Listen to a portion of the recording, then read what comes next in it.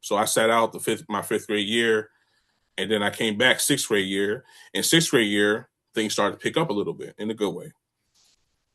I got taller. I built in my frame. I already had a year under my belt. I knew this. I didn't knew the system all throughout, but I knew a little bit about it because I already had a year under my belt. Still playing JV, and then it got to the point where this became fun. Like it wasn't just like, oh, I'm just doing this to stay in shape. I mean, it was still important for me to stay in shape and stay active, but it got to the point where I wanted to play football for real, like just for fun, and that's what it was, fun. So initially, playing in sixth grade, I also switched positions. I played defensive line. I was playing linebacker, like I said, my first year in fourth grade, but then I skipped my fifth grade year and then went to sixth grade. I missed a year because of the injury. I wanted to play D line, so I grew in my frame. I grew into my frame a little bit. I started to bulk up a little bit. I got a little taller, so they put me on the D line. And that sixth grade year was pretty fun because I knew what I had to. I knew what I was capable of. I knew the things that I had to work on, and I knew the things that I've already did to prepare me for my second year playing football. And what made it so fun was the fact that towards the end of the year they had banquets, and at the end of the year, my first year I didn't get nothing, which I wasn't expecting to get anything crazy because it was my first year and I was still learning. But my second year, my sixth grade year, we was at the banquet and they gave me most improved player of the year. And that was very humbling and very proud moment for me because I knew I accomplished something. I knew I improved. I improved. I improved on my conditioning, knowing the plays, making plays in the game, etc.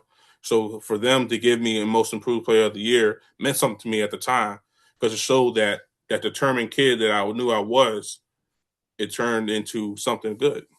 And it was something that I hold dear to my heart, to be honest with you, because I think, not to say that medals and trophies are anything, but acknowledgement is pretty important to me, honestly. So, not all the acknowledgement, but the fact that they acknowledged me as someone who improved, it was very humbling experience for me. It was very humbling for me. So that was fun. Seventh grade year, again, things start to pick up again in a good way. Seventh grade year, I don't know how old I was. I might have been 14, 13, 14. So seventh grade year, I started to play varsity. I've been in the program for a couple of years. I've been around people. I was in better shape. I was in better shape.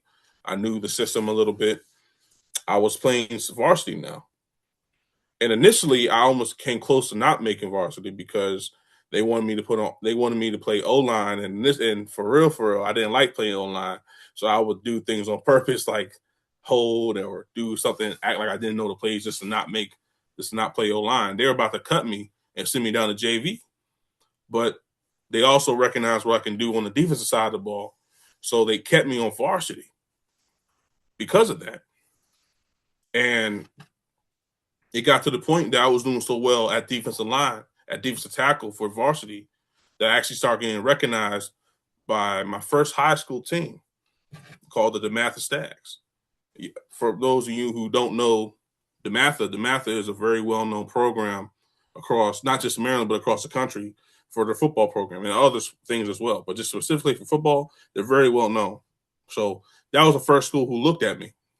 So that year, what I mean by things started to pick up, other schools other than DeMatha started looking at me, like St. John's, Good Counsel, Carroll, McNamara, Bishop Ironton, other schools in the WCAC.